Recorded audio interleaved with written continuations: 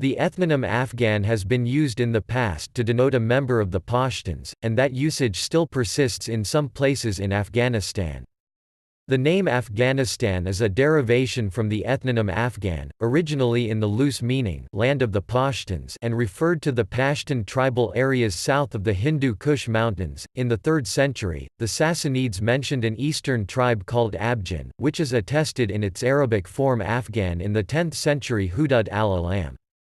Through the 19th century, the term Afghan was used by various writers as a synonym for Pashtun, but such usage now is rare in English. Since the Afghan Constitution of 1964, Afghan officially refers to every citizen of the state of Afghanistan, regardless which ethnic group the individual belongs to.